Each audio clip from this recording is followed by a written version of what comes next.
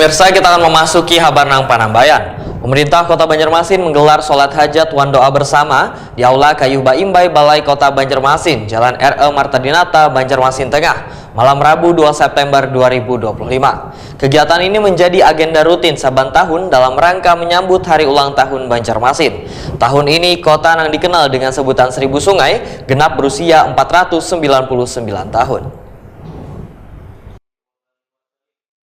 Pemerintah Kota Banjarmasin menggelar sholat hajat wan doa bersama di Aula Kayu Baimbai Balai Kota Banjarmasin, Jalan R.E. Martadinata, Banjarmasin Tengah, malam Rabu 2 September 2025. Kegiatan ini menjadi agenda rutin saban tahun dalam rangka menyambut hari ulang tahun Banjarmasin. Tahun ini kota yang dikenal dengan sebutan 1000 sungai genap berusia 499 tahun. Salat hajat berjamaah nang diikuti jajaran pemerintah kota, tokoh agama serta warga ini diisi doa-doa nang dipanjatkan agar Banjarmasin senantiasa diberkahi, dijauhkan dari segala mara bahaya wan warganya semakin makmur serta sejahtera. Wali Kota Banjarmasin Muhammad Yamin wetakoni Prima TV memadahkan rangkaian peringatan HUT ke-499 akan berlangsung selama sebulanan mulai 1 hingga 30 September 2025. Salat hajat wan doa bersama sebagai bentuk ikhtiar spiritual untuk memohon keberkahan, keselamatan wan kemajuan kota 1000 sungai. Muhammad Yamin memadahkan momentum hari jadi kota kada hanya dimaknai sebagai ajang perayaan, namun harus menjadi kesempatan untuk bermuhasabah, mengevaluasi diri wan memperkuat persatuan sabaratan warga kota.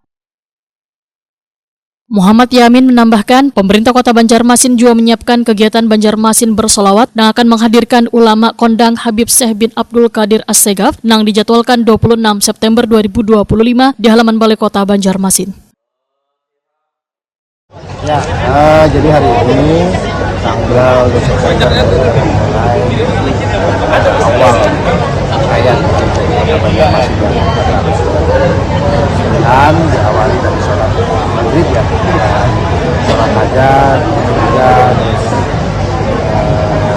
doa bersama karena yang terjadi di dalam hajat. Nah, insya Allah tanggal 26 September itu kita akan melaksanakan sholawat bersama yang mana itu akan diisi oleh Habib Syekh. Mudah-mudahan beliau bisa memberi kesehatan dan umur bisa melakukan kegiatan sholawat bersama di rangkaian hari ini.